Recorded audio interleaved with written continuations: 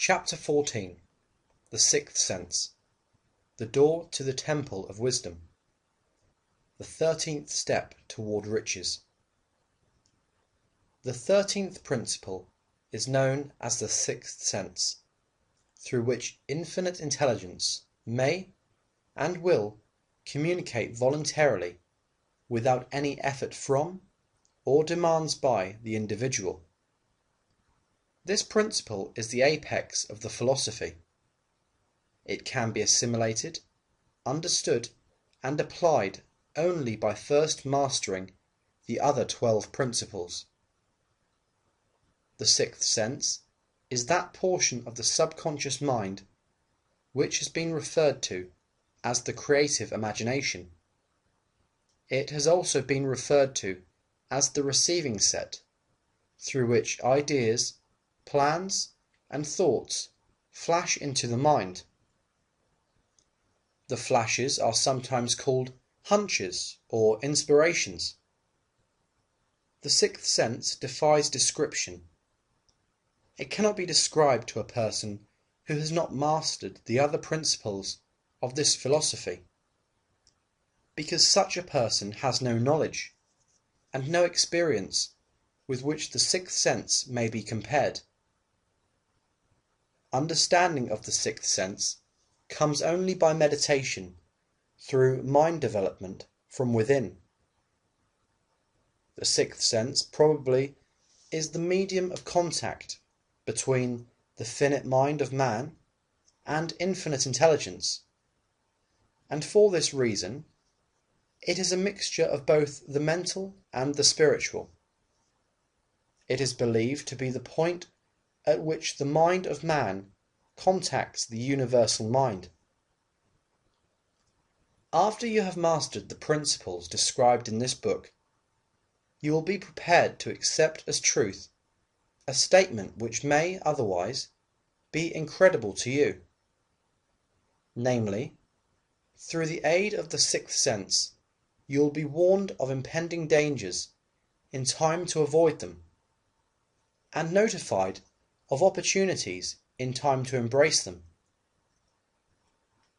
There comes to your aid, and to do your bidding, with the development of the sixth sense, a guardian angel who will open to you at all times the door to the temple of wisdom.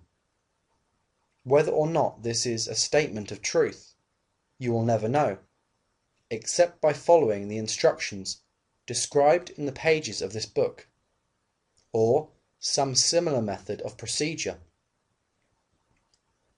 The author is not a believer in, nor an advocate of miracles, for the reason that he has enough knowledge of nature to understand that nature never deviates from her established laws.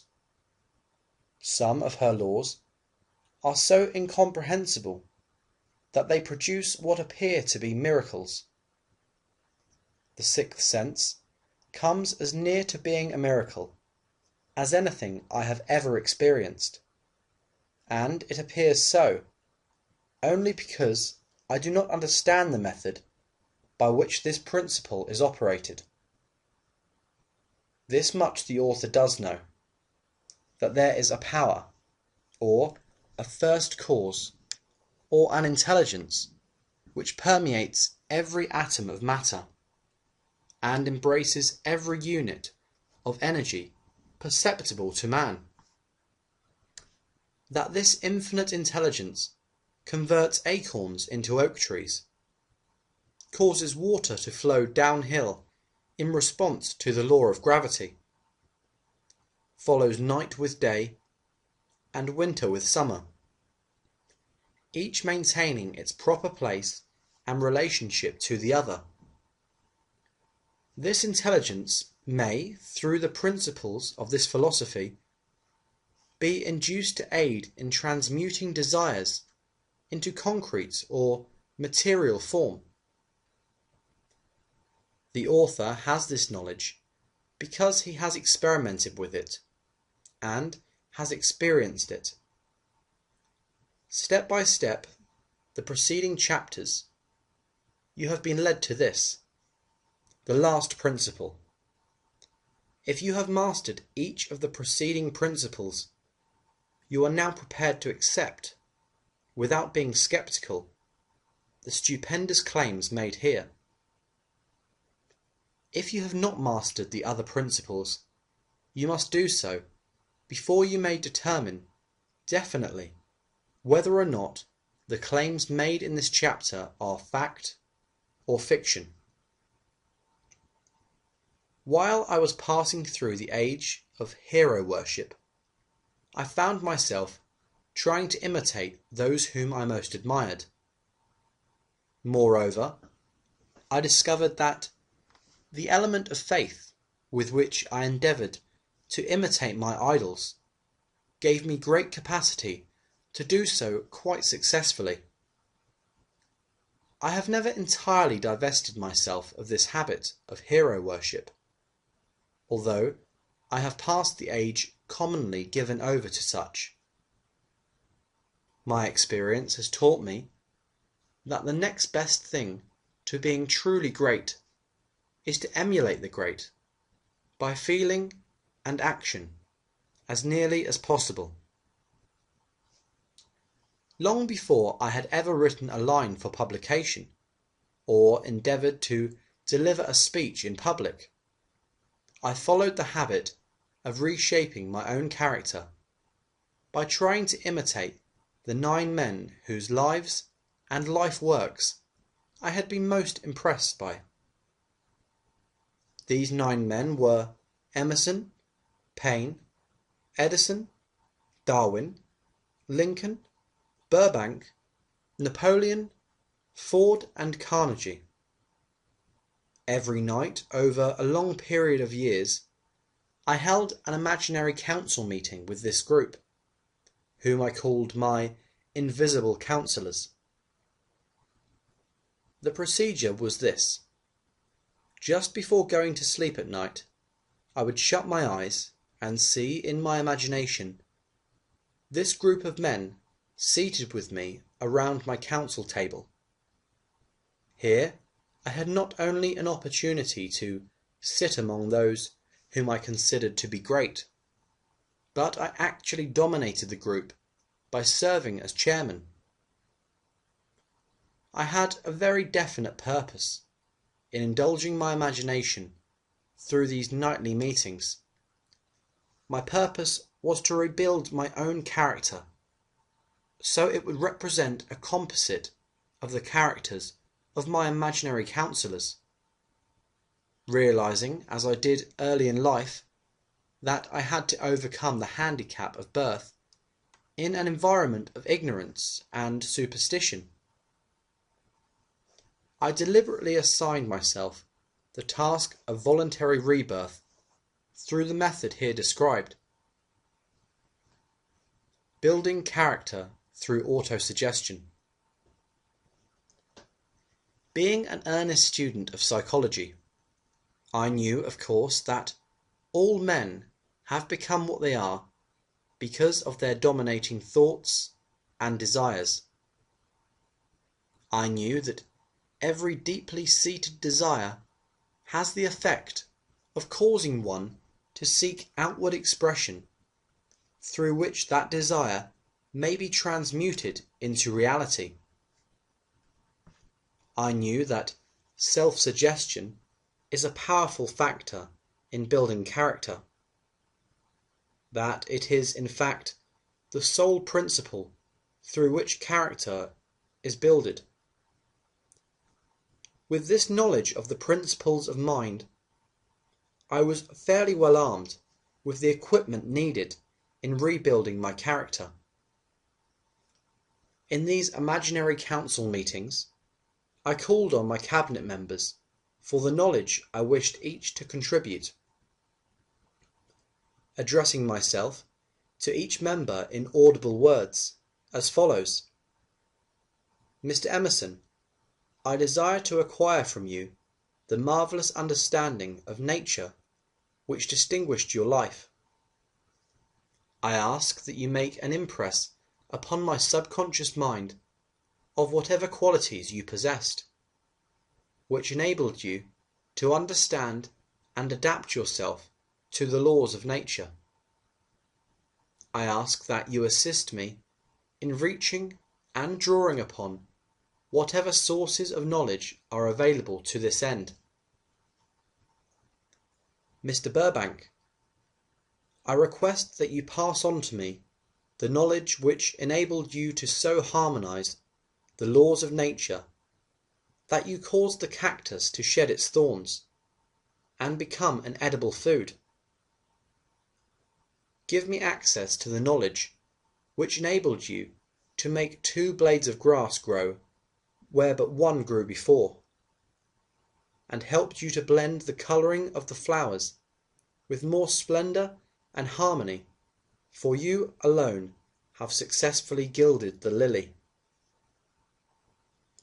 Napoleon, I desire to acquire from you, by emulation, the marvellous ability you possessed to inspire men, and to arouse them to greater and more determined spirit of action. Also, to acquire the spirit of enduring faith, which enabled you to turn defeat into victory, and to surmount staggering obstacles.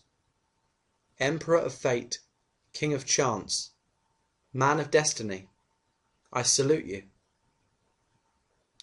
Mr. Payne, I desire to acquire from you the freedom of thought and the courage and clarity with which to express convictions which so distinguished you.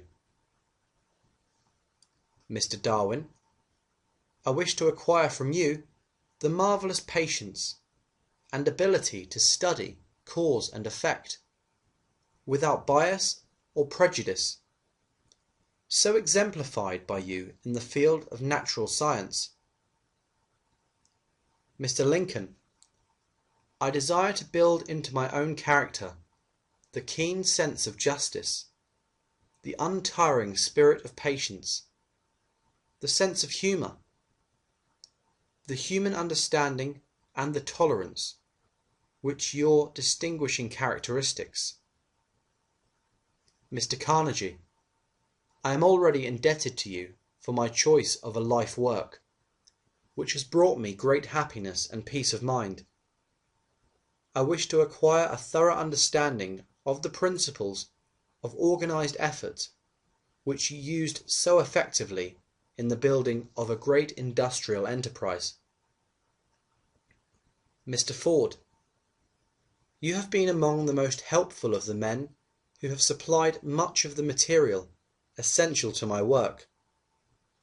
I wish to acquire your spirit of persistence, the determination, poise and self-confidence which have enabled you to master poverty, organise, unify and simplify human effort, so I may help others to follow in your footsteps. Mr. Edison, I have seated you nearest to me, at my right, because of the personal cooperation you have given me. During my research into the causes of success and failure, I wish to acquire from you the marvellous spirit of faith, with which you have uncovered so many of nature's secrets, the spirit of unremitting toil, with which you have so often wrested victory from defeat. My method of addressing the members of the imaginary cabinet would vary, according to the traits of character in which I was, for the moment, most interested in acquiring. I studied the records of their lives with painstaking care. After some months of this nightly procedure, I was astounded by the discovery that these imaginary figures became apparently real. Each of these 9 men developed individual characteristics, which surprised me. For example, Lincoln developed the habit of always being late. Then, walking around in solemn parade, when he came, he walked very slowly, with his hands clasped behind him, and, once in a while, he would stop as he passed, and rest his hand momentarily upon my shoulder. He always wore an expression of seriousness upon his face. Rarely did I see him smile. The cares of a sundered nation made him grave. That was not true of the others. Burbank and Payne often indulged in witty repartee, which seemed at times to shock the other members of the cabinet. One night Payne suggested I prepare a lecture on the Age of Reason, and deliver it from the pulpit of a church which I formerly attended. Many around the table laughed heartily at the suggestion. Not Napoleon. He drew his mouth down at the corners and groaned so loudly that all turned and looked at him with amazement. To him the church was but a pawn of the state, not to be reformed, but to be used as a convenient inciter to mass activity by the people. On one occasion Burbank was late. When he came he was excited with enthusiasm, and explained that he had been late because of an experiment he was making, through which he hoped to be able to grow apples on any sort of tree. Payne chided him by reminding him that it was an apple which started all the trouble between man and woman.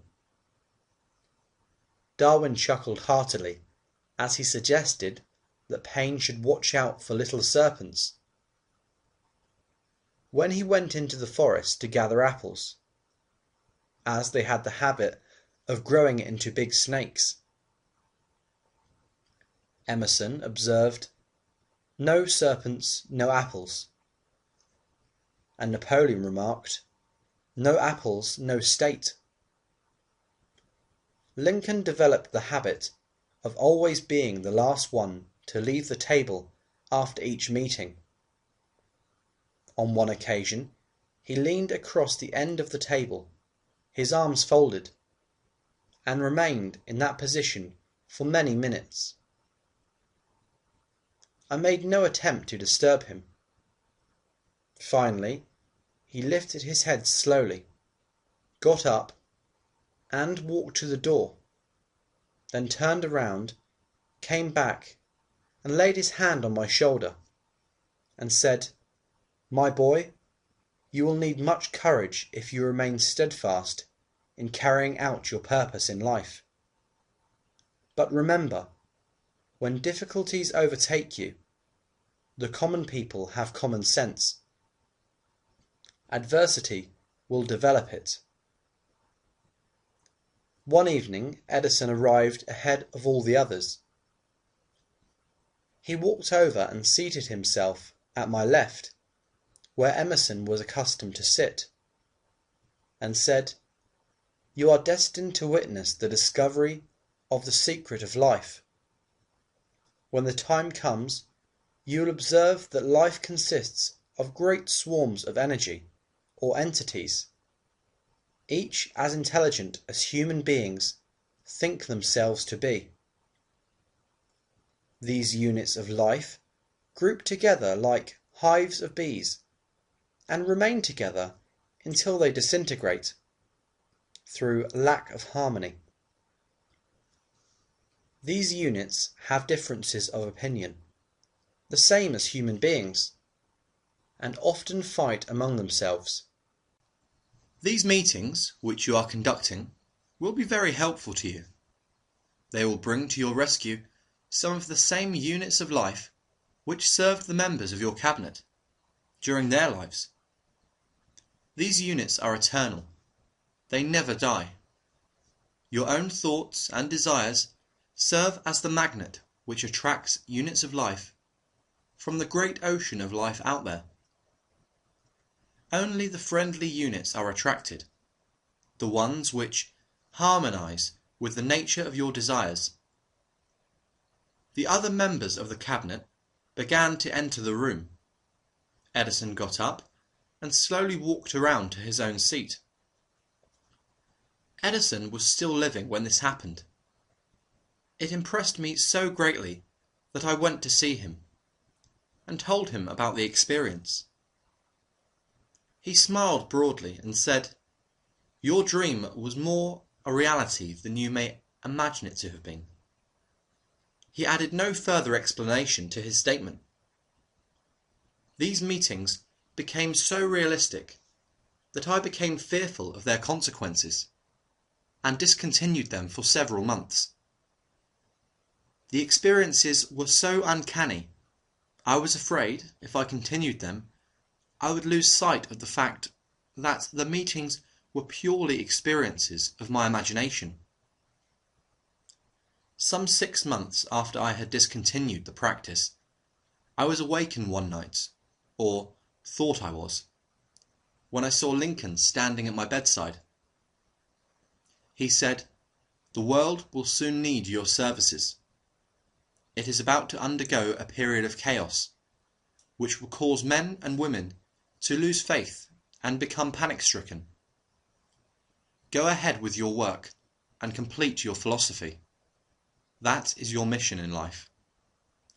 If you neglect it for any cause whatsoever, you will be reduced to a primal state, and be compelled to retrace the cycles through which you have passed during thousands of years." I was unable to tell the following morning whether I had dreamed this or had actually been awake, and I have never since found out which it was. But I do know that the dream, if it were a dream, was so vivid in my mind the next day that I resumed my meetings the following night. At our next meeting, the members of the cabinet all filed together into the room, and stood at their accustomed places at the council table, while Lincoln raised a glass and said, "Gentlemen, let us drink a toast to a friend who has returned to the fold." After that, I began to add new members to my cabinet. Until now, it consists of more than 50, among them Christ, St. Paul, Galileo, Copernicus, Aristotle, Plato, Socrates, Homer, Voltaire, Bruno, Spinoza, Drummond, Kant, Newton, Confucius, Albert, Hubbard, Braun, Ingersoll, Wilson, and William James. This is the first time that I have had the courage to mention this. Heretofore I have remained quiet on the subject, because I knew, from my own attitude in connection with such matters, that I would be misunderstood if I described my unusual experience. I have been emboldened now to reduce my experience to the printed page, because I am now less concerned about what they say than I was in the years that have passed. One of the blessings of maturity is that it sometimes brings one greater courage to be truthful, regardless of what those who do not understand may think or say. Lest I be misunderstood, I wish here to state most emphatically that I still regard my cabinet meetings as being purely imaginary, but I feel entitled to suggest that, while the members of my cabinet may be purely fictional, and the meetings existent only in my imagination, they have led me into glorious paths of adventure, rekindled an appreciation of true greatness, encouraged creative endeavour, and emboldened the expression of honest thought. Somewhere in the cell structure of the brain is located an organ which receives vibrations of thought called hunches. So far, science has not discovered where this organ of the sixth sense is located. But this is not important. the fact remains that human beings do receive accurate knowledge through sources other than physical senses. Such knowledge, generally, is received when the mind is under the influence of extraordinary stimulation. Any emergency which arouses the emotions, and causes the heart to beat more rapidly than normal may, and generally does bring the sixth sense into action. Anyone who has experienced a near accident while driving knows that on such occasions the sixth sense often comes to one's rescue and aids by split seconds in avoiding the accident. These facts are mentioned preliminary to a statement of fact which I shall now make, namely, that during my meetings with the invisible counsellors, I find my mind most receptive to ideas, thoughts, and knowledge which reach me through the sixth sense. I can truthfully say that I owe entirely to my invisible counsellors full credit for such ideas, facts, or knowledge as I received through inspiration. On scores of occasions when I have faced emergencies, some of them so grave that my life was in jeopardy, I have been miraculously guided past these difficulties through the influence of my invisible counsellors. My original purpose in conducting council meetings with imaginary beings was solely that of impressing my own subconscious mind, through the principle of autosuggestion, with certain characteristics which I desired to acquire. In more recent years, my experimentation has taken on an entirely different trend. I now go to my imaginary counsellors with every difficult problem which confronts me and my clients. The results are often astonishing, although I do not depend entirely on this form of counsel. You, of course, have recognized that this chapter covers a subject with which a majority of people are not familiar. The sixth sense is a subject that will be of great interest and benefit to the person whose aim is to accumulate vast wealth. But it need not claim the attention of those whose desires are more modest. Henry Ford undoubtedly understands and makes practical use of the sixth sense. His vast business and financial operations make it necessary for him to understand and use this principle. The late Thomas A. Edison understood and used the sixth sense in connection with the development of inventions, especially those involving basic patents in connection with which he had no human experience and no accumulated knowledge to guide him, as was the case while he was working on the talking machine and the moving picture machine. Nearly all great leaders, such as Napoleon, Bismarck, Joan of Arc, Christ, Buddha, Confucius, and Muhammad, understood and probably made use of the sixth sense almost continuously. The major portion of their greatness consisted of their knowledge of this principle. The sixth sense is not something that one can take off and put on at will. Ability to use this great power comes slowly, through application of the other principles outlined in this book. Seldom does any individual come into workable knowledge of the sixth sense before the age of 40. More often, the knowledge is not available until one is well past 50. And this, for the reason that the spiritual forces with which the sixth sense is so closely related do not mature and become usable except through years of meditation, self-examination, and serious thought. No matter who you are or what you may have been your purpose in reading this book, you can profit by it without understanding the principle described in this chapter. This is especially true if your major purpose is that of accumulation of money or other material things.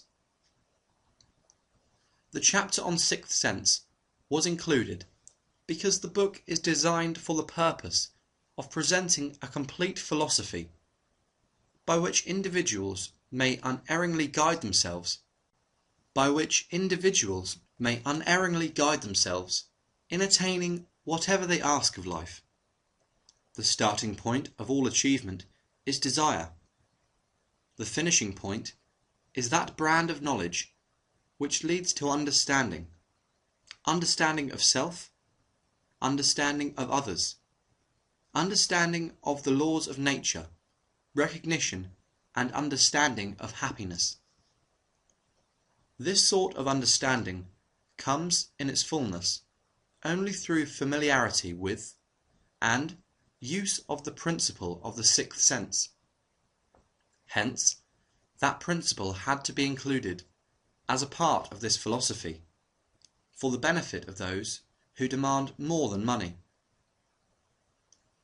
Having read the chapter, you must have observed that, while reading it, you were lifted to a high level of mental stimulation.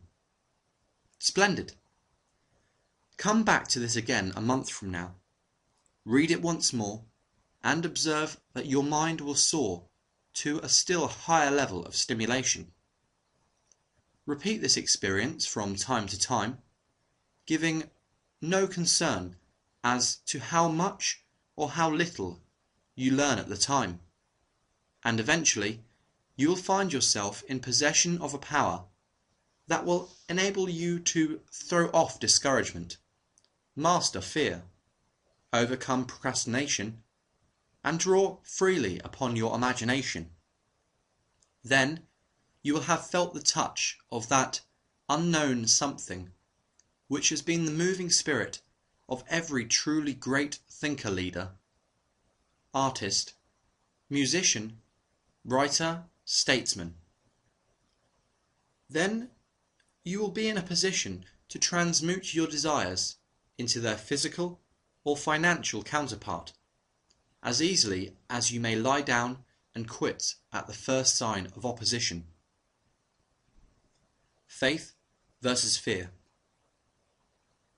Previous chapters have described how to develop faith through autosuggestion, desire and the subconscious. The next chapter presents detailed instructions for the mastery of fear.